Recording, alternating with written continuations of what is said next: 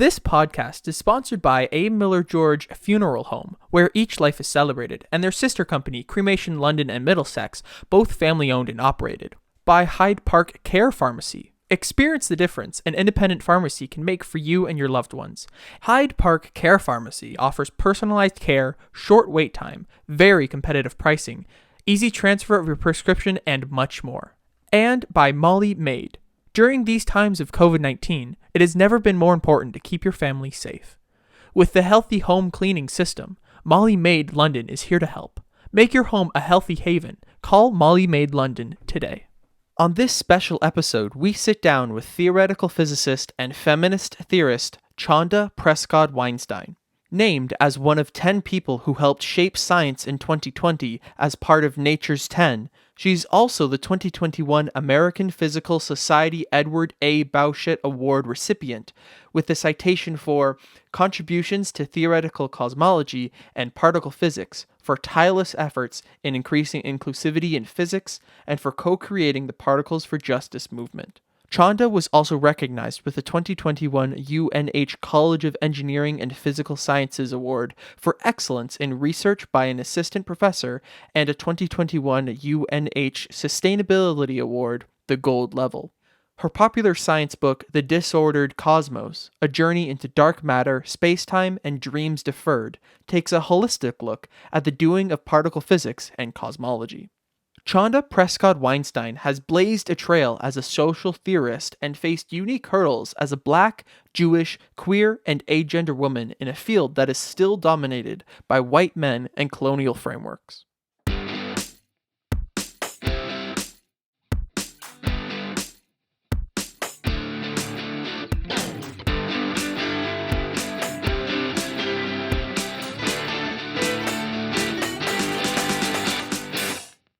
Good morning, good afternoon, good evening, whenever and wherever you may be listening. We welcome you back to another edition of the Vickers Crossing podcast. The Vickers Crossing is a virtual space where faith intersects with the public square. And today it's two vicars minus a digital deacon. Out. I'm Rob Henderson from Holy Trinity St. Stephen's Anglican Church in London. And I'm Kevin George from St. Aidan's Anglican Church in London. And if you happen to see the digital deacon wandering around God's green planet, point him in the direction of London, Ontario, and tell him to go home. Somebody will eventually find them, right? Yeah. No, Ian can't be with us today, but that's okay. Kevin and I are going to take the reins and enjoy our time together today. So welcome, everybody. It's episode 2 of season 5. Yep. And today's episode, we will have a visit today with author and theoretical physicist and feminist theorist and activist for social change, Professor Chanda Prescod-Weinstein is going to be joining us in a few minutes. And now we've gone somewhere, haven't we? Now we're talking about particle physics today, okay? Oh, man. So, this could be painful for me. I'm telling you right now, we have entered into a realm which, well, not that we know much about anything, but we're certainly entering into a realm today that I can't speak for you, but I know next to nothing about. So. No, I said to Kevin before we came on, I think I had to take physics 3 times before I got out of high school, before they let me out. So. And like so many other things in my life, I basically got kicked out of physics. So however, Chanda is much more than a physicist, I have to say. Her book is a great testimony to the hard work that some folks have to do because of white supremacy in our culture. And she's also a person of faith, a faithful Reconstructionist Jew. And we'll hear lots about that. So exciting guest. But man, it's a great book. Once you understand the science, which of course I do. That's right. Of course. Would you please do our land acknowledgement, Kevin, before we keep rolling here? I would too. I would. The Vickers Crossing acknowledges today that our podcast is recorded on the traditional lands of the Anishinaabe, Haudenosaunee, Lenaweapak, and Attawandaron peoples, on the lands connected with the London Township and Sombre treaties, which is with the 1796 Dish with One Spoon Covenant Wampum. This land continues to be home to diverse Indigenous peoples, our First Nations, our Métis, our Inuit, whom we recognize as contemporary stewards of our land and vital contributors to our society. We give thanks for opportunities to work towards reconciliation, commit ourselves to doing just that. Very good. Thank you. I want to take a moment to acknowledge and thank our sponsors, our few sponsors that just help us keep this podcast going. And we're so appreciative to them, to A. Millard George Funeral Home, where each life is celebrated, and their sister company, Cremation London and Middlesex, both family owned and operated. And our thanks to Dave Mullen and his staff at A. Millard George today. Yay, Dave. We like Dave a lot. And we want to extend our gratitude to Carol Basada at Hyde Park Care Pharmacy. Hyde Park Care Pharmacy, locally owned, locally operated, locally loved. Get all your pharmaceutical needs, your good advice, and wonderful care at Hyde Park Care Pharmacy. Leave those big box guys behind. And as Wandering Ian likes to say, last but certainly not least, That's right. our thanks to Molly Maid. Make your home a healthy haven. Call Molly Maid London today. Many thanks to Tricia Lister, and we appreciate her support of the podcast today. Awesomeness. Hey, Rob, we had a lot of incredible feedback on last week's episode. We had our panel last week on the Afghan crisis. Of course, since we last recorded, the last of the American troops has now left Afghanistan. It's now, we're hearing that there's still 1,200 Canadians over there that need to get out and all that stuff. So it continues to be a very pertinent issue. And I just wanted to extend our thanks again to Taiba and Sabor and Mike, who joined us on that panel last week, because we had a lot of social media feedback. A lot of people actually watching the metrics in Kabul, watching and listening to our podcast. Really? Wow. Yeah. Wow. That's great. Well, I'm glad we had that opportunity, and I'm glad we could find them to come together at the same time and talk about that. So it was important. It was important. And anything else going on? Anything exciting in your neck of the woods? Well, we're trying to navigate getting back into a routine of weekly in-person worship, which we plan to sort of take up in after Labor Day. But for the last 2 weeks, we've been doing outdoor liturgies to sort of get us back together. So last Sunday we started church, beautiful blue sky, sunshine. we got as far as the first reading, and the sky opened and it pissed out of the heavens. And so we stopped everything, and we didn't have that many. So we had enough room in the church for us all to go inside, which we did. And as soon as we finished the first reading and got on to the gospel, the skies became blue and sunshiny again. Beautiful. So so it was quite a routine. We all got a little wet, but we survived it. So other than that, I mean, I think we're all looking forward to getting back to some routine. I mean, this has all been very hard being apart from everybody. Are you guys back in person now, Rob? We've been in person, but we've been doing outdoor through August, and we got rained out twice. So we made the decision that if it really looks bad Saturday night, we'd call it and do either something, do something online instead of gathering, right? Because the good news was we had a good turnout the first time we got together, and we wouldn't have been able to go inside if it started to rain. Well, so I was saying to one of my wardens, it's funny, I usually get nervous before Sunday, just regular nervous, anxious, because you want everything to go well. I've been more nervous and anxious this past month, just worrying about the weather on Sunday morning, Saturday night. I'm staring at the weather network. I've worn out. Going, got 60%. Is that good? The 70%. Oh, now it's down to 40, and now it's that's up right. To, and I've worn out my Weather Channel app on my phone. So the Weather Network. So the other thing I've tried to do now for 3 weeks is a 9 p.m. Wednesday night Compline with a campfire. Right. Okay. And wherever in the world you're listening to this, I have to tell you, here in Southwestern Ontario for the last 4 weeks, this has been a sauna. Yeah. Like it's been so hot and muggy that we've had to we canceled. I waited till late, like after 6 o'clock on Wednesday, to send out the email, hoping that it would just cool off a little bit, right? Like it wasn't rain. It was just, who wants to be out sitting in the heat and the mosquitoes at 9 o'clock, right? So you're right by the forest. Right? Exactly. So the word tomorrow night is, or whenever, well, actually by the time you hear this next week, we will have known what happened, but the word is now tomorrow night is again a Wednesday, and it's supposed to be like 20 degrees and a little cooler. So so we may finally, after 4 attempts, get one in. Finally get one in. You'd figure you were safe in the evening, right? With the temperature going down. But my God, has it ever been hot?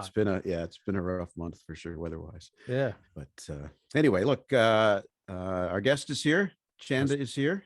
And we're going to invite her in and get this party going. Okay. Wonderful. Let's talk about particle physics. everybody, welcome to Chanda Prescod-Weinstein, who's with us today, author of Disordered Cosmos, A Journey into Dark Matter, Spacetime, and Dreams Deferred, who joins us now from New Hampshire, yeah? Yes, thank you for having me. Good. How are things in New Hampshire today? What's the weather doing down there? Because we've been roasting up here in Canada for the last little while. There are 8 turkeys eating in my backyard right now. Oh, wow. And yeah, I'm very concerned about where the 9th one is. So there were 7, and then they turned into 9, and now we're down to 8. So I'm a little bit concerned, but also welcome to live New Hampshire life. That That's I can tell you how many turkeys are usually in the crew. Yeah. That's a mathematical equation of some sort that we'll have to figure out, and you're the expert. I hope so we'll it let you doesn't involve a that out. car. Yeah. Oh yeah, well that's true or too. a hawk. Yeah, subtraction in that way. Well, we're so glad to have you here today, and just to give you some background to our listeners who are tuning in today. You are named one of the 10 people who helped shape science since 2020, one of the top 10 people, as part of Nature's 10, and also the 2021 American Physical Society Edward A. Bouchet Award recipient as well, which is wonderful. And receiving that for contributions to theoretical cosmology and particle physics, ranging from axion physics to models of inflation to alternative models of dark energy, for tireless efforts in increasing inclusivity in physics and for creating the Particles for Justice movement. How about that? That's a mouthful. No, Rob said that like he understood it. I'm impressed. No, Rob read it as it was written. But well, that's great. Congratulations for these honors and welcome to the podcast. And we have to, I think, start by apologizing because this is a bit of a delay on getting you here. We were supposed to be talking to you in June, but sadly we had a terror attack here in the city of London where Kevin and I live, and which kind of put us in a state of grieving and responding in certain ways. So we weren't able to connect at our appointed time. But when we postponed this interview, you wrote back that you had hoped that this racist and bigoted attack might be a wake-up call for people who used to tell you when you were studying at Waterloo a few years back that there were no problems that needed to be addressed in this country. I wonder if you just start off maybe a bit by sharing some more about your experiences in Waterloo and what that was about and what that experience was like for you there. Yeah, so I think I should start by saying that definitely in that moment, I was responding to what was happening in kind of an emotional way as someone who, I was an immigrant in Canada. I don't live in Canada anymore, but certainly I feel like it became part of the list of communities that I feel connected to and a part of in some ways. And so obviously, I don't think that people should need violence as a wake-up call, but I hope that given that violence is happening, that people do wake up so that it doesn't happen anymore. When I was living in Waterloo, I found myself in the situation, as I think many Americans living in Canada do. I have Canadians telling them about how great Canada is on race and racism, and how they're not like the United States, that once you cross the border, it's all like roses and, or tulips, as the case may be if you're in Ottawa, right? Sanctimonious like you wouldn't believe. It's truly sanctimonious. Thank you. That's exactly the word. And then I found myself in a situation where I was hearing like racial slurs that even Americans don't use anymore. That in one case, I wouldn't have even recognized it if I hadn't read a famous book that is sort of predicated on this one particular word, but is kind of an old book. And so there was this kind of situation where I was constantly being gaslit about, I think one of the things that happens when you're an immigrant to a country is that you can have a kind of clarity on things that people who are from there have just normalized, and where things have receded into the background. And so there was racism that was very obviously like racism to me, but even like people of color in Canada who maybe, don't think about racism a lot, were like, that's just how Canada is, right? Yeah. It's like normalized into the background for them. Right. And then there were a lot of white Canadians who were just like, that's not racism. And so there's all this gaslighting that kind of goes on. And so I think, people were talking about the awful and terrorizing thing that happened in London. Yes. As if it was like, it can't happen here. Right. Oh my God, it happened here. And it was like, this is, I wish I was surprised, but I can see all the different ways that the seeds were there. Right. And I hope now other people are seeing that all the seeds are there so that something like that doesn't happen again, I think is what I was maybe clumsily articulating. Well, I don't think you clumsily articulated at all. I think it was, and for us, I mean, part of why we weren't able to connect is we were involved actually in planning the march that took place, and there was a lot of reaction, right? And what was interesting was what was articulated is what you just said, because there were those of us who are white colonial settlers, many of whom were like, oh dear, our London, so named after good old jolly London, right? Our London, not in our London. But I've done a lot of interfaith work in this city, and so speaking to my Muslim friends, they were like, this is a part of your white privilege that you can be surprised that this could happen in London, right? Because this is no shock to me. It's not the first time many of my friends whose wives wear hijab talk about being scared regularly. So, we do need our eyes open, and as much as we didn't want that to happen, I think you're right. I hope that out of that comes at least conversations that weren't being had previous to this. I will say actually, like the very first thing that came to mind as I was starting to, like, first I just heard there was a terror attack, and then I heard where it was. And like a lot of, I think most Americans have never heard of London, Ontario. Sure. Unless like you live in Detroit, right? Yeah, that's right. One of the first things that came to mind for me was my ex-boyfriend and his parents, he's from London. And I'm going to visit his parents, and his parents knew that my ex-wife was Chinese Canadian, and having his dad make a joke about Asians. That's right. Okay. And the way that I was like expected to kind of like not overreact. I'm putting this in air quotes for people who can't see me. Yeah, for those listening, it's like, right, to not overreact, which was like basically to be like, yeah, that was a funny joke. That I hope that this becomes that if there's any growth that we can be prompted to do in these moments, it's to realize that when we plant those seeds of treating people like they are a joke, right, and therefore dehumanizing people, stripping them of their humanity in order to turn them into two-dimensional caricatures, that you might be telling yourself, well, but I just did it for laughs. I wasn't trying to hit anybody with a car, right? But there are other people who are saying, yeah, those people aren't human like us. Right. Yeah. Or those people aren't human like me. Yes. And there's that piece of it. And so, one of my first thoughts was like, I actually just felt angry all over again about that. Yeah. And wondered if people like that were questioning themselves at all. And I think they should be. Yeah. Well, I know that was a lot of the conversation that we had at that rally when we all stood. And I mean, I personally said, I grew up participating in these sort of white supremacist or, white privilege conversations. And I and everybody else needs to take ownership of these things. We cannot tolerate, it's not okay, because we see where it leads. Anyway, all of that to say, we were sorry to be getting to now, but here we are. We're going to discuss your book in a little bit, but I want to begin with the first writing of yours that I saw actually was, as I had heard you on one of the radio shows, and I Googled you, and I landed on this article from your Medium blog, and it's from 2015, so it's a little bit older, but it was titled, "In Which a Religious Text Speaks to Scientific Culture." And in it, you allude to the importance of daily prayer in your own life.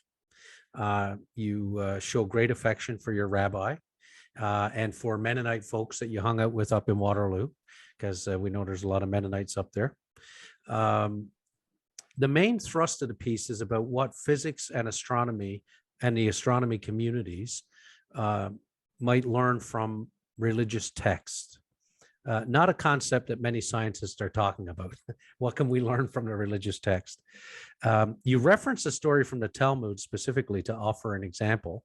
And I wonder, I mean, if you remember, if you can share that story, which teaches a little bit about how your own faith journey has influenced your life as a theoretical physicist, because it's a story about being standing up and speaking out. It's not unconnected to what we were just talking about, in fact. Yeah, the story, if I remember correctly, is about Nachshon, who could not swim. Right. So I should say, like, first of all, in context, this is like an extremely me blog entry because it's connected to the Exodus and it's connected to Passover. Right. And Passover is my favorite part of the annual calendar. Mm-hmm.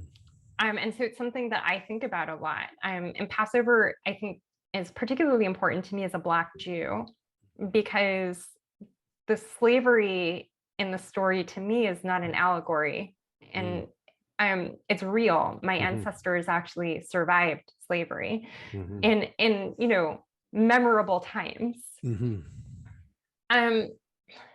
So the story of Nachshon that could not swim is specifically at a moment where the Jews are running, Pharaoh's army is chasing, and they get to the Red Sea, and the Red Sea is there, Pharaoh's army is behind, and Moses sits down and is like, what do I do? What do I do? Is like praying, like waiting for help to arrive. Right. And Nachshon, who's not like a biblical character as far as I know. I've never caught that name anyway in the Torah. Just can't swim, but jumps into the Red Sea and is like, we gotta go. And that is the moment that Moses is like, all right, guess I gotta part the Red Sea. Better do something or this guy's gonna drown. Better do something. And I think, for people who are maybe like more activist minded, I think the entire story is captured in what Zapata said, which is like, I would rather die on my feet than live on my knees, which Nachshon is like, I'm just going to drown because I'm not letting Pharaoh's army get to me. Right. And so I think there is an element of, I don't know if I'm going to survive standing up, but I know that I won't survive not standing up. Right. And part of it is that I'm talking about bravery, right? And being principled. And so, scientists, particularly in today's culture, I think are socialized to be a little bit hostile to religion and religious texts. And on some level, I understand it because there are so many ways that religion and religious text are being abused. Right. And are treated as if there's inconsistency in having faith and also being scientific. And I actually don't believe there has to be an inconsistency there, right? What I wanted to say is it's fine if you don't believe in God. It's fine if you don't believe in the supernatural or higher powers, but you do have to be principled. And that story in the Talmud is valuable because it's not about God. That's right. It's actually about one person just being like, I gotta go for it. That's right. And it's also about, there are multiple moments. Moses is an interesting figure, right? Because he's also blocked out of the promised land, and there's a whole that was kind of mean. I don't know if you should have taken it there. Right. Adonai. But, it's also a moment where the leader fails.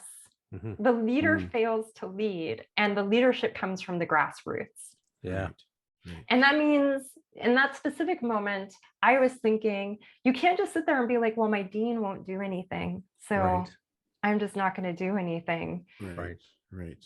Or like, I don't have tenure yet, so I'm just going to keep my mouth shut. Right.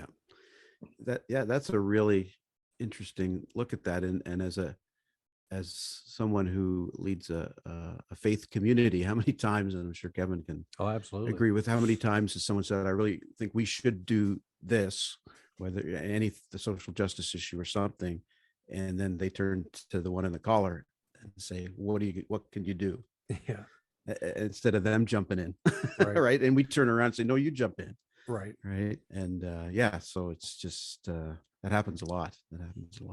I think it's really, really important to recognize that sometimes our hierarchical beliefs don't just get in the way, in that sometimes people are disempowered by hierarchy, but that sometimes we don't see the power that's in our hands because we believe so deeply in the hierarchy that we just assume that that is a thing that has to be taken care of by a person who does in some material sense have more power than us, or who has a discursive position, like the person who has the collar has a specific discursive position in the church. Exactly. Or the person, in the kippah, whatever. But I do think that it's in some sense like about what is the power in my hands, what is the thing that I can do right now, and how can I lead from the bottom, even if I am not certain that I can win. And so it also comes back to like what Mariam Kaba, the prison abolitionist, talks about. Yes. That hope is a practice. Nakshan was definitely practicing hope. Big time. Right. There's so many, like, y'all get me started talking like scripture and Talmud, and we could just do that for the next we hour. could do that. So and if the particle physics never comes into it, I won't say a word. You're happy. We're okay. Well, we do definitely want to talk a bit about your book too, because we wanted to get you on for that as well. So let's talk about Disordered Cosmos. The book is wonderful. Because it's an incredibly scholarly piece about science, and that's in there. But at the same time, it's confronting and challenging very deep social barriers, highlighting the ways in which the scientific community lacks diverse voices. So I just want to quote a little bit from your introduction. You write, "I used to think physics was just physics, separate from people. I thought we could talk about particles without talking about people. I was wrong. At different points, I came to understand physics as something that involved people, and that particular understanding has gone through different phases of its own. Studying the physical world requires confronting the social world. I know personally that social barriers impact the practice of science, its results, and the people who comprise the community we call science." And you've been a force for change in this respect. You write further on in the book, "Only time and a community that does not have extensive barriers to the participation of people from a broad cross-section of humanity will be able to tell how our understanding of physics will change when our understanding of who can be a physicist changes. I am one of the first to confront and to put it in quantum terms, tunnel through the barrier made out of the belief that it doesn't matter if Black women, people, are excluded, or if parts of the universe are described by colored physics, forever marking this work as physics developed by and for white thinkers. It is unclear whether I'm making it through because I have been assimilated or through the brute force of my own will and imagination." Can you say a bit more for our listeners about these social barriers and what it's been like for you? Ooh. Sometimes I'm like, I don't think I did a very good job with the book. And then I'll be honest and say, you picked a very good section. I appreciate you. I didn't hate hearing that, which sometimes I'm like, Good. Excellent. But also hard, right? I definitely dealt with racism, even as a light-skinned Black person. Racism was a factor. I think the thing that people always assume was like what loomed largest in my life was sexism. But I actually feel like I had to kind of deal with racism in a way that was more visceral to me first. And it was only actually later that the gender issues became a factor. The homophobia was definitely present and weird and tied in with the sexism and the misogyny, where I was getting asked like uncomfortable questions about like my sexual preferences and genitalia and by faculty. Wow. By faculty. By faculty. Wow. And, you know, some of this had to do, and I think really an eye-opening experience for me was my time in Waterloo at the Perimeter Institute, because the way I like to describe perimeter to people is kind of like the Wild West. With all of the like not great connotation of that. So I don't mean like the idealized scenario where we're not thinking about being hard on Indigenous people. One of the rules I learned is in Canada, if you want to prompt a white person to say something racist, if you're in a group of white people, bring up First Nations folks, and someone's going to say something that they really should not be saying. Something Obviously, there are atrocious. exceptions. There are exceptions to the rule, but generally speaking, that was a pattern that I experienced. And it became clear to me very early on that the way that First Nations folks were talked about was the way that I was used to hearing white people in the United States talk about Black people. Right. Okay. Yeah. So but it was also the Wild West in that like there didn't seem to be boundaries of like this is professional, this is unprofessional. Right. These are not the kinds of conversations. Maybe don't go get wasted with the graduate students, and those things were all happening. And at the same time, like hijabis were being harassed for being in hijab. Women were being told that having children was stupid. Wow. There were all sorts of things that were very eye-opening for me that like, this is not a pretty world to be in, even if there's something really beautiful about the things that we are studying. Yeah. It seems ironic to me in a way, because in terms of going back to that previous conversation about, whether or not science picks up any principles from things like religious texts, oftentimes the scientific world can look at the religious world as antiquated when it comes to rights of women and so on. There's different things that go on. So it's interesting to me that what you're describing at the Perimeter Institute is not this bastion of enlightenment sort of, and this it's a place that has its own social ills. Yeah, I it's one of those funny things that like at this point I'm sort of like a known critic of the Institute. And they finally like learned to stop asking me if I'll like do press or come talk about things. And it can come off maybe like I have it specifically out for them or something like that. But like let's sit with that for a second. I think like part of it is that I actually do, but like why? Because I'm still friends with the woman who had children and whose career was ended by how it got handled. And I have seen no reckoning and no accountability. So for me, this is not about, wanting to like endlessly punish, but that there has not been reckoning and accountability. And I think that is also something that I wanted to think about in the book, which is like, what does reckoning and accountability look like? For me, this is not about, I want the Institute to be shut down or I want people to be thrown in jail or fined or anything like that. But I want to see it transformed in a way that she can have some peace with what happened to her. And that hasn't happened. And as long as my friend is suffering and that suffering is not being attended to, I, as the person who's in a position to maybe hold them to the light, that's the power I have in the situation. And so, part of what's really interesting is like thinking about power, which is like, is this physics concept, but also this very social thing. That's right. Yeah. Yeah, no, I think it's incredible that you do that because again, it's another act of solidarity, right? I mean, it's about a principled position. I was taken by the fact that you begin this beautiful book of popular science with a prayer. And I think it's called the Ma'ariv-Aravim. I didn't say that right, but and it's a prayer which traditionally begins evening prayer. And the prayer goes, "Blessed are you, universe, who brings in the evening with a word, in wisdom opening the gates, and with understanding changing the times and seasons, ordering the stars along the paths of the sky, creator of day and night, rolling back light from the dark and dark from the light. You make the day slowly fade and bring in night, dividing between day and night. How great is your name.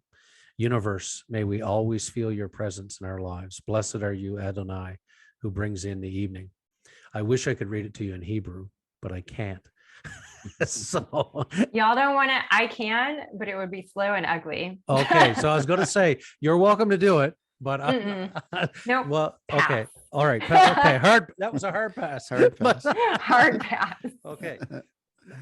Outside of the Hebrew nature, the prayer is beautiful, and it's great to see a book that's centered on science begin with prayer. So, can you say a little bit about why prayer, and why this prayer at the beginning of your book? So there's a bit of a funny story here, because part of what happened is I basically had gotten pretty far into writing the book. I was like 2/3, pretty close to finishing the first draft. And I was like, man, there's so much in this book that reflects like different facets of how I am in the world and how I see the world, but there's nothing Jewish about it. So I got to make it more Jewish. And so I was like, Jews always begin everything with a prayer and end everything with a prayer. Like if I was like Orthodox, washing my hands, praying first, washing my hands, praying after, right? And so it was like, so the book has to begin with a prayer, it has to end with a prayer. And I was originally going to put a different prayer, the Shechechiyanu, there, because we often start things with it. But I actually went to my Rabbi Toba Spitzer, and said like, look, I need help with this. As I often do. I was actually on Zoom with her just earlier today saying, good. I need help with something. That's good. And so she was the one who suggested that I open with the Ma'ariv. She said, since your book is dealing with the night sky thematically, that is a thing that makes sense to begin with. And since you are sending your reader off at the end with a call to action, it makes sense that you would send them off with the traveler's prayer. Wow. And so I said to her, okay, like, but how do I pick like which English interpretation? And really, I should say interpretation. It's never a proper translation, right? That's correct. Yeah. Which English interpretation? And this is the part where she reminded me, it's great that we're Reconstructionist Jews, because any interpretation that we make is an interpretation. So she sent me some suggestions of standard ones. She also sent me one that she had used at some point. And then she said, look, you can do what you want, as long as you feel that this is an interpretation. And that's why I love being a Reconstructionist Jew. And also I love Rabbi Toba.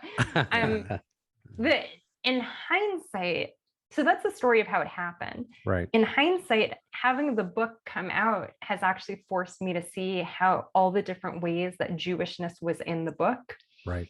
And that I actually didn't need to worry that it wouldn't be there. Yeah.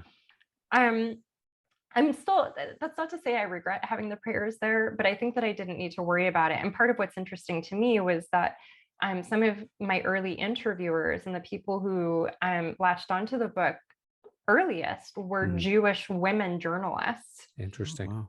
Who were like reading the book and asking me all these Jewish questions about the book. And so being like, yes, this is also a very Jewish thing. I wouldn't have written it like this if I didn't think about it through my Jewish lens. And I actually had to experience other people reading the book to see that reflected back to me.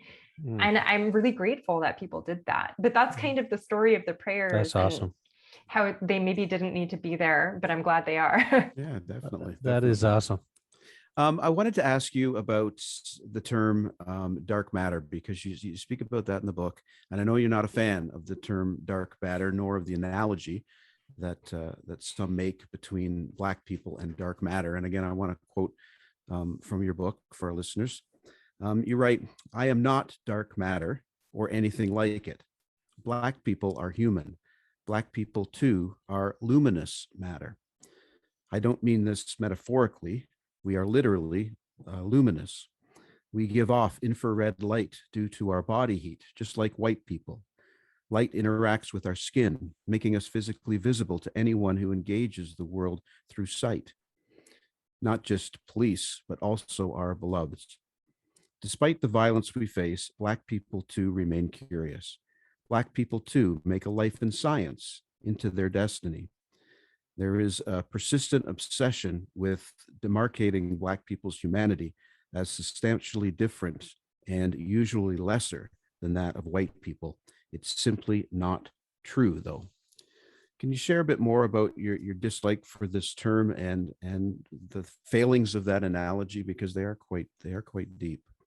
So I'm like laughing about this because definitely people have walked away from all of the stuff I've said about it, thinking that I feel more strongly about the phrase dark matter than I actually okay. do.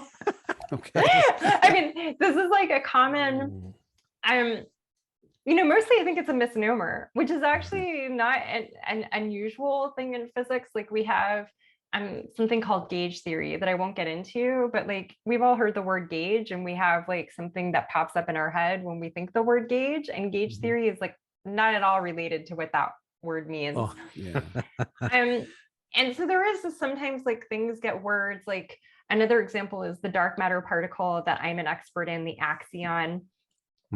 If you look up the origin of the word axion, it actually comes from the axion ST, which is part of the Greek Orthodox liturgy. It's actually part of a prayer to Mother Mary, right? Okay. It also, at some point, some capitalist was like, this is a great name for a laundry detergent. And so, and the particle actually got its name from the laundry detergent, right? Oh But that's gosh. like not really what the word means. Yeah. So physics doesn't do that. I also like that you say in the book about dark matter that it could have been called like Pepsi Crystal or Pepsi Clear, except that didn't work out well for Van Halen or Pepsi, as you point out. So, the funny thing about that is I was like, cultural reference. I liked it. And my spouse and the copy editor were like, you're going to have to explain that one because you're old now. And there are people who don't know what crystal Didn't have to explain it to me. In fact, there are many things in the book that you would have to spend days trying to explain to me because I'm not that bright in science. But the crystal Pepsi, I got immediately. Got that one. That was like, I was really taken aback by that. I was like, what do you mean people have never heard of crystal Pepsi? But sorry, I interrupted you because of the crystal Pepsi thing got in my head. But you were speaking of dark matter being a misnomer. Yeah. So I think it gives people the wrong intuition because dark matter, we think based on observations of how stars move in galaxies, for example, dark matter makes up the majority of matter in the universe. If we're thinking in terms of matter energy content, there's something else we call dark energy that has no relation to dark matter that makes up the majority of the matter energy content. And dark matter is number 2. The stuff that we are made of, what we might call luminous matter, everyday stuff, the stuff that stars are made of, same matter, that's actually a very small fraction of the matter content of the universe. So it's like super weird that we have this thing that is so significant, and also it has a name that gives people the wrong intuition. And by that I mean, when you think dark matter, you think dark, like I'm wearing a black shirt right now, right? Kevin's wearing a dark purple and black shirt, maybe. Yep, you're right on. And you think something with color, but dark matter is actually transparent. Light goes right through it. It's clear, it's transparent. So, and I think that, students of physics get the wrong intuition from this term. It's not just the general public. And so I have like kind of a distaste for it as a hyper literal person from a technical standpoint. Right. Yeah. And then there is the problem that when we start talking about dark and light, those words evoke something for people. Right. And what it evokes is very much shaped by your experiences with race and racism. Right. And that's not helpful. So, Yeah. Right. I mean, I don't think it necessarily, like in some idealized scenario, it doesn't have to be a bad thing, but we live in a world where part of how white supremacy works and part of how racism works is this phenomenon of colorism, where some people experience more and worse racism because they are darker skinned, because they have curlier hair, because of their facial features.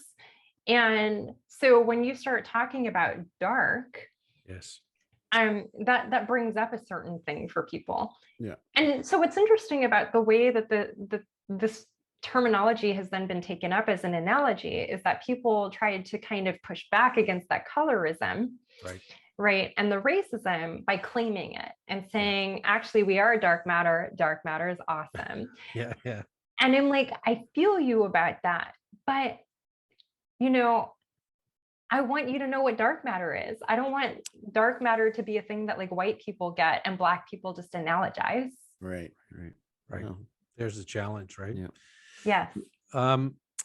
The other thing that I found quite interesting reading the book was around hidden history, right? Like hidden figures in the, you know, in the movie sense, but also in the broader sense. Jen Butler, the Reverend Jen Butler, was is going to be interviewed, and she was another one that got displaced in June because of all that. But I don't know if you've come across Jen. She has a great book called "Who Stole My Bible," and it goes to what you were saying earlier about how Scripture gets misused, right? And she writes a lot actually about the Hebrew text in this book, which it's really. But she's an activist.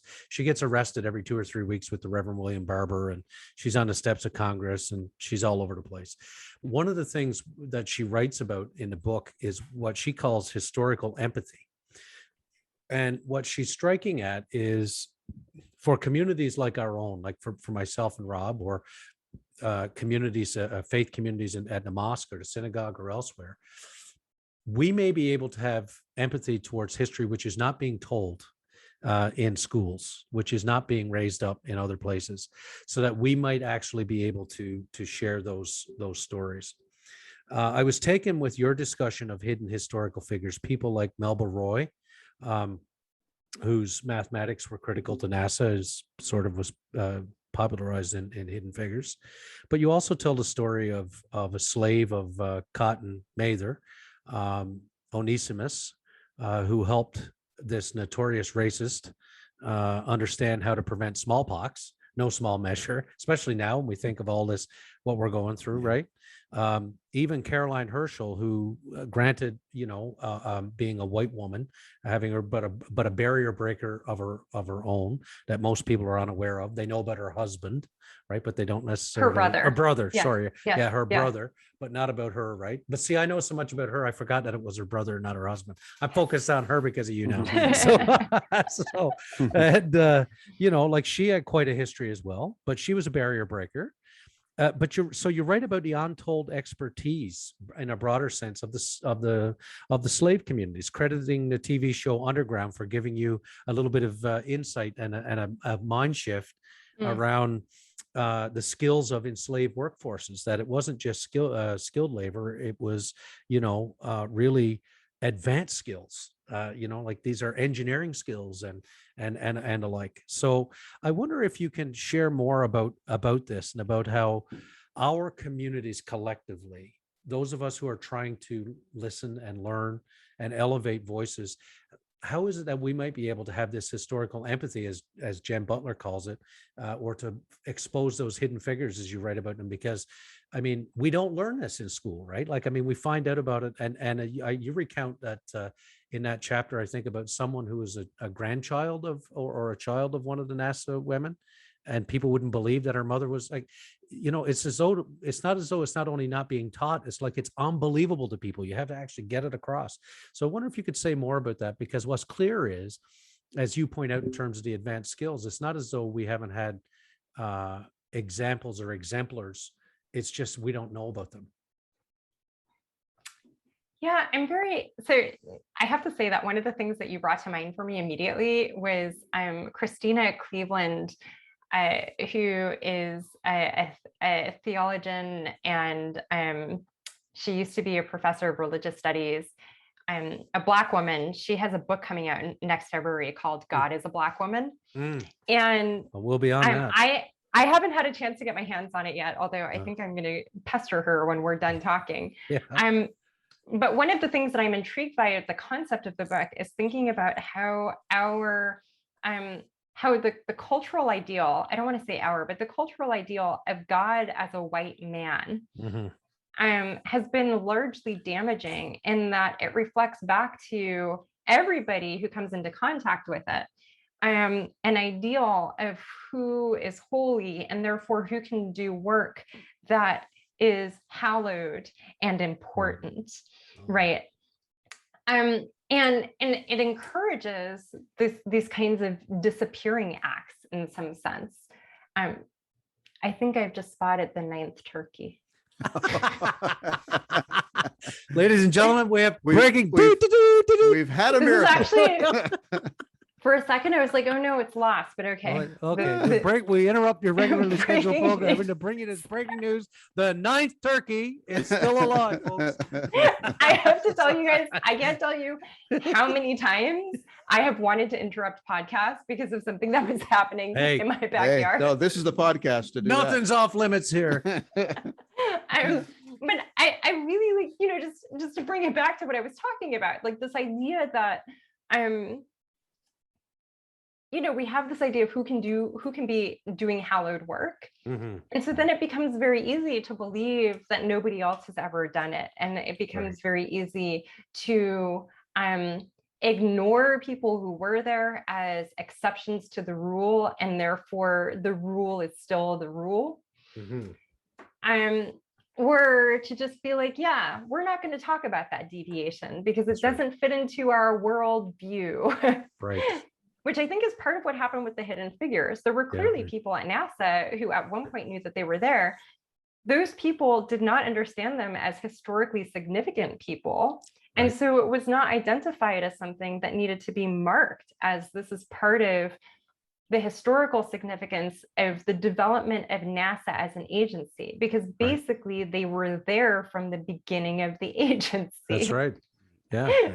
And you know, I think in the case of the story of Onesimus, as I write about in the book, one of the reasons that story of him teaching the settlers in the Massachusetts colony how to inoculate against smallpox is of interest to me is because I am an alum of Mather House at Harvard. Oh, good for you. You get to hold a name. Yeah. She says it in the book, and it's like, I like the new name you proposed, though, which is? Onesimus House. That's right. Right. So I do think that there is, you know, people talk a lot about, well, we need to encourage Black kids to be interested in science. And first of all, that interest is there. I mean, of course, we should always encourage children because children, I actually believe, are holy. Mm-hmm. But I don't think that the problem is a deficit of interest or excitement. Mm-hmm. But I think that there is this kind of story that Black children need to be encouraged into science because Black people haven't been doing science, and it's time to change that. Yes. And I think part of what we need to change is our orientation around history and what actually happened. Mm-hmm. Which is when we talk about slavery and when we talk about enslaved people, yes, people are starting to use this terminology of stolen labor. Yes. But if we really make the connection that intellectual work is labor, that labor can be intellectual work, that bifurcation, that unnatural bifurcation is bad. Yes. Then we start to see that it wasn't just, you know, stolen people picking things up. That happened too, but it was stolen intellect. That's right. Okay. Stolen intellectual time, stolen intellectual labor. Right. And I think that it could have been transformative for me as a child to understand that my ancestors had intellect. Mm-hmm. That's really, I think that that's still a really big missing piece, is that people think they're being progressive when they teach slavery. Coming back to the question about Canada, the number of people who did not know that there was slavery in Canada, that I was telling Canadians their own history that they didn't know, right? That we need to go beyond just saying slavery happened, but we need to talk about who those people were. Right. And that's part of ensuring that we remember them as people, mm-hmm. and not two-dimensional caricature victims. Right. Yeah, and as you were referencing earlier, it's about humanizing, mm-hmm. right? It's about putting names and stories to people. That's the most important thing. In the book, you're very honest about writing about the barriers that have been placed in front of you, and about you write about how hard it is for quote someone like you to get a job at a physics PhD granting university in any highly ranked university in the country. You describe someone like me to mean working class, Black, queer, femme from East LA with a politics that remains committed to those roots. And you wrote, I have a big mouth and I'm not afraid to use it to critique white supremacist, hetero cis normative, ableist patriarchy. That's often meant that things can not be a lot of fun, and it's difficult and painful, I'm sure. And I wonder if you could just take a moment to read that small section of the book for us that describes just what it's like for you at times in a scientific community, because I think that's real important for folks to hear. And then I'll have a quick question on the other side of that. Yeah, so I'll just, for people who have the hardcover or are getting the hardcover, I will tell you this is from page 154 from the chapter Let Astrophysics Be the Dream It Used to Be, which is a Langston Hughes reference for anybody who isn't familiar. Physics is actually not super fun when you start to believe the stories that people are telling you about yourself. Just a little, and you hate yourself for being that thing they keep telling you that you are. When you're Black, queer, from a working class background, and your classmates and eventual colleagues regularly say racially insensitive and blatantly racist, homophobic, and classist things with an occasional sprinkling of sexism and misogyny for good measure. It's not fun to go to work or to visit a department and brace yourself for the regular barrage of questions about your race / ethnicity / Jewish parentage, because apparently your skin color screams, quote, different but ambiguous. Stop scientific discussion to ask invasive questions and categorize, end quote, to various white faculty who have power over your career. And of course, there's also the part where if you get through all of those hoops and succeed as an academic, you don't really get to choose where you live. And if you're Black, Caribbean American, Jewish, queer woman, finding community will be incredibly difficult in most small college towns. You're not supposed to mind being the only one, not just on campus, but in the geographic region. When I moved on to grad school, I learned that sometimes white male postdocs are racist, and rarely does anyone with influence or power really want to do anything about how those people shape the lives of students like me. Thank you. And you say too that, but speaking up is part of what makes your life in physics livable, right? And this, I think this is just a wonderful witness, this book is, to the importance of your voice. I mean, thank God that you're speaking up. You do say in the book, you can't be sure about sticking around, that time will tell. Can you speak a little bit more to this real struggle and really what keeps you going? Who inspires you as you speak up at great personal cost? I'm laughing at this question because before we started recording, we were talking about the various struggles that I'm having dealing with my university's COVID policies. And we didn't know that when we wrote the question, just for the listeners. Yeah, right. Yeah. You all had no idea. That I do think that part of the struggle we are having around COVID right now is around sanctifying life and where that comes in our hierarchy of priorities, of social priorities. Mm-hmm. And I have a different experience with it than, say, my colleagues.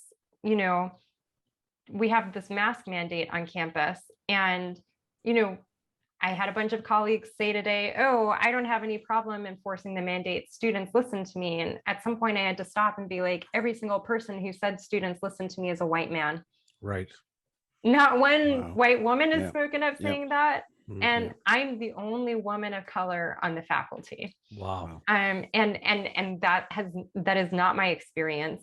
I had a course where I had to teach problem solving sessions for students, and 2/3 of the way into the course, they didn't all know that I was a professor, even though I had told them multiple times. Wow. And they were still talking to me like, you know, I was a graduate student. Now, I want to be clear that being disrespectful to graduate students is not okay. Right.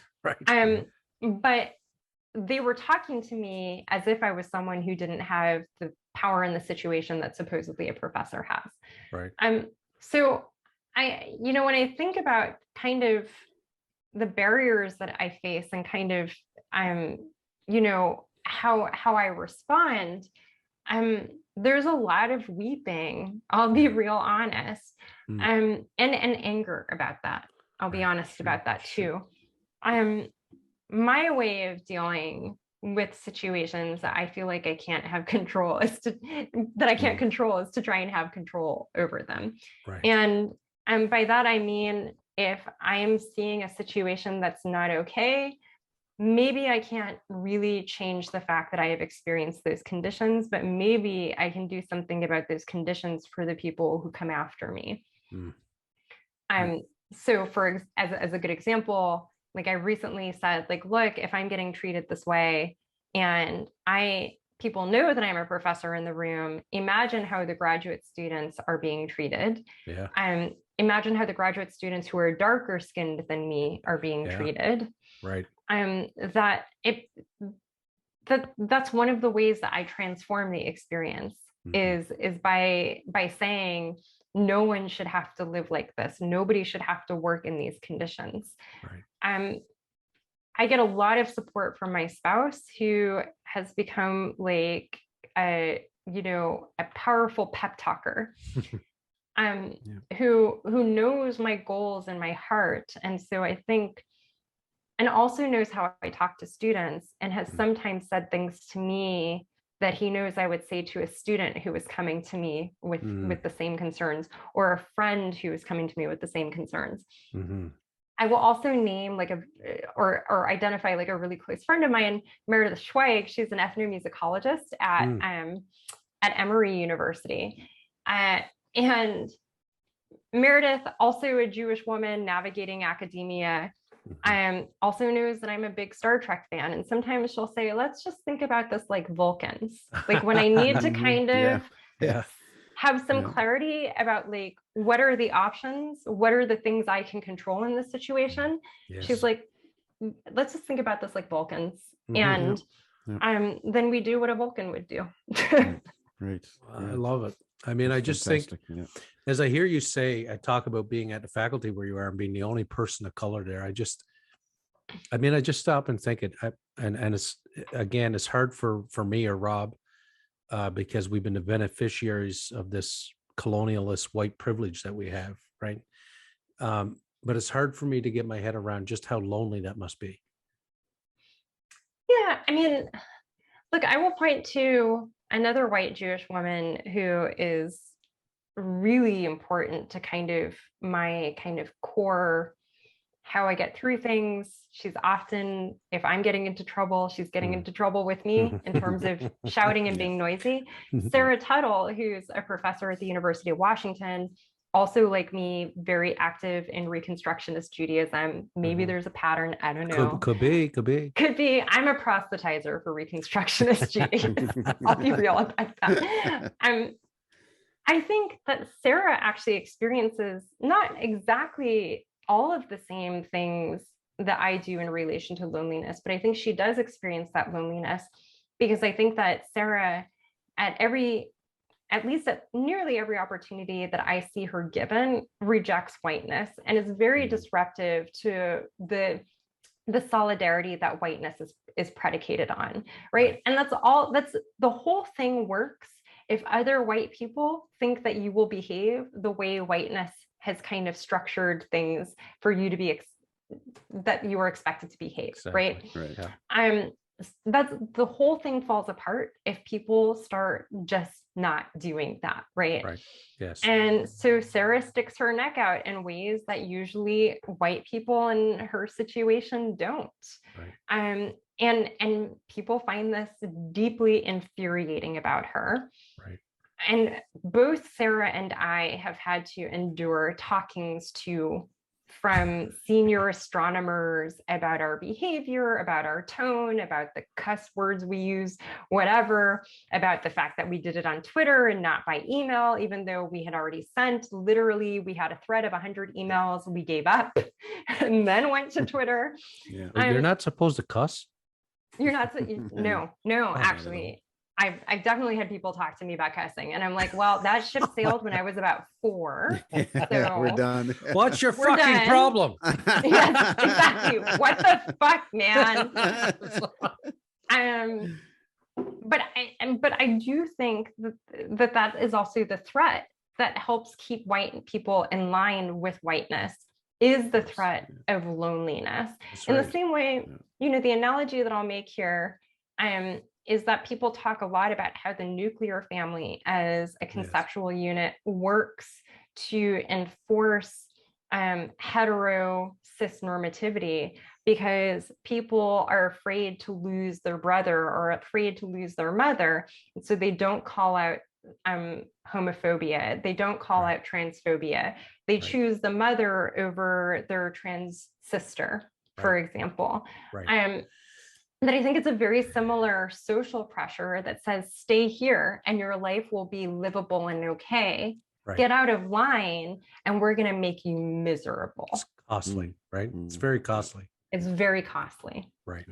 And I just to say, I mean, having read your book, it's very clear that you have invested all of yourself in this and that you've paid a price for it.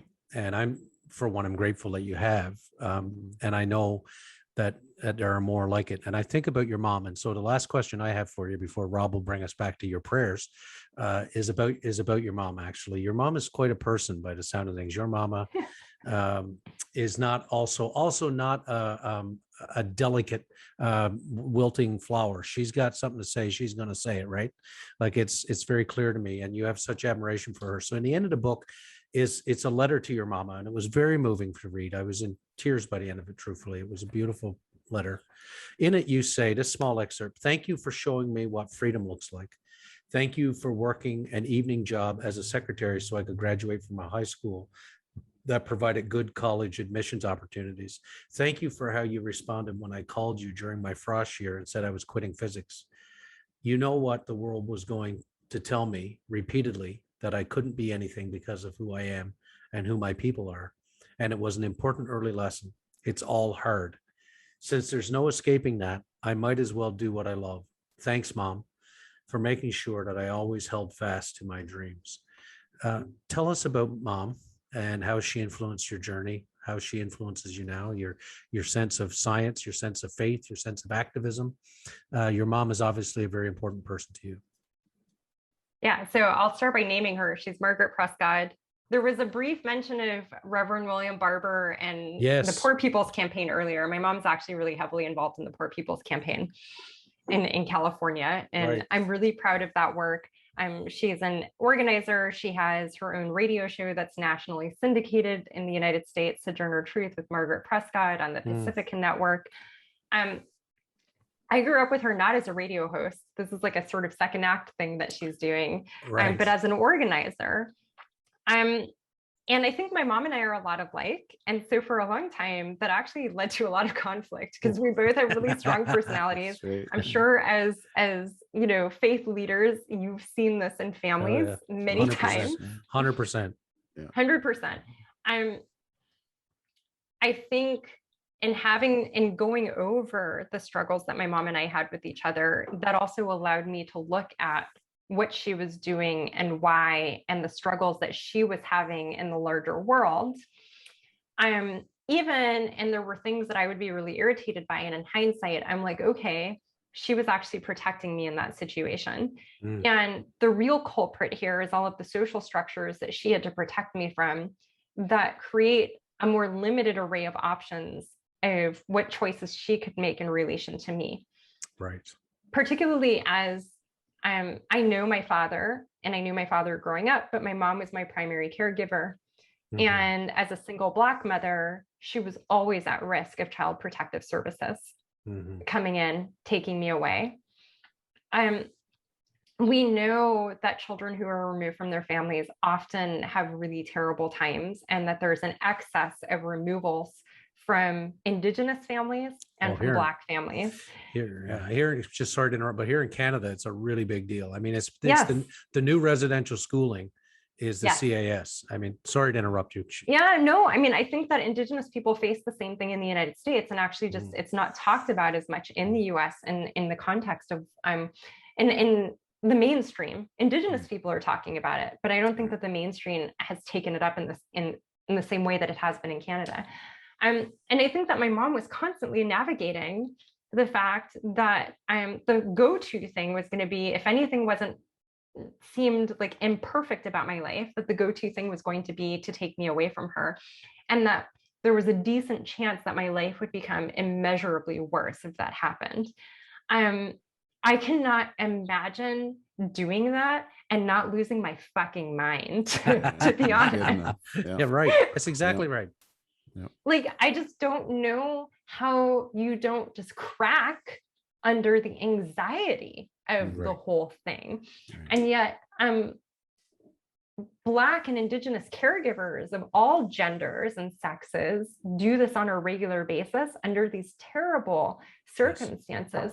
And I wanted to honor that. And I think I also wanted to reflect the chapter Wages for Scientific Housework. I wanted to reflect that by looking at the work my mother had done, the caregiving work she had done in raising me, and say, this has been a contribution to science, that my contributions to science exist in part because of your contributions to making and raising me. And so I think part of it was setting an example. And then actually, like, really superficially, my mom didn't know that that letter was there until a week before it couldn't be taken out of the book. And it was a surprise for her. And I was like, what more epic way to thank my mom than to do it in this like super public fashion. I did give her the opportunity to tell me that if she wanted it out, we could take it out. And if she wanted edits, there was like one sentence that she was like, I don't want this there. And I was like, cool.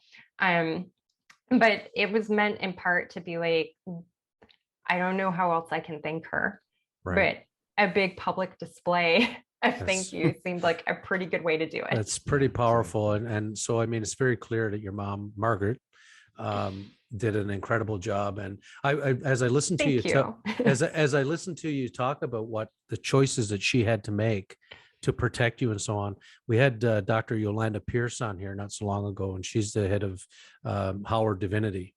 And her book is in my grandmother's house. And you'll remember, Rob, she was talking about all the matriarchs of the Black church that she went to, and how she was aggrieved by how they treated her and protected her, and what felt like purity codes and all the things that went along with that, and the battles that she had as a young woman. In retrospect, has been about what those women had to do to survive and protect their daughters. So I mean, I hear some of that in what you're saying, Chanda, that is that sense of your mother really wanted to make sure you were going to be okay, right? Yes, absolutely. I think the things that caregivers have to deal with uncompensated, right? And so I should say also, my mother was a co-founder of Black Women for Wages for Housework, and so one of the gifts of my mother to me was even having the vocabulary for having, and a framework to think through. When I started to look at the physics community and experience it, I had ways to start thinking about what's wrong here, because I had been raised in this environment where those power analyses were happening, where people were talking about what should our power relations with each other be. And I'm not sure, I don't think that academics are encouraged to think about the cost of housework and the lack of compensation for housework. I'm not sure I would have come to the wages for housework idea if my mother wasn't a co-founder of Black Women for Wages for Housework, if my grandmother Selma James wasn't a founder of Wages for Housework. So there are a lot of ways in which I needed to acknowledge those pieces in kind of a holistic way. Right. Chanda, thank you so much for giving us this time today, in your honesty and your gifts, especially after we know, today's been a rough one, and we're so appreciative that you stuck with us and were able to join us. And to our listeners, again, the book is Disordered Cosmos, and I wanted to close with a prayer, just as you talked about. You opened the book with a prayer and close the book with a prayer. We like to close our podcast with a prayer, and this is the one that you conclude the book with. So we'll go out on this. May it be your will, universe, our universe, and universe of our stellar ancestors, that you lead us toward peace, guide our footsteps toward peace, and make us reach our desired destination for life, gladness, and peace. May you rescue us from the hand of every foe and ambush, from all manner of punishments that assemble to come to earth. May you send blessing in our handiwork and grant us grace, kindness, and mercy in your eyes and in the eyes of all who see us. Blessed are you, universe, which provides sufficient space-time for us to realize our prayers. Can I get an amen? Amen. Amen. Amen.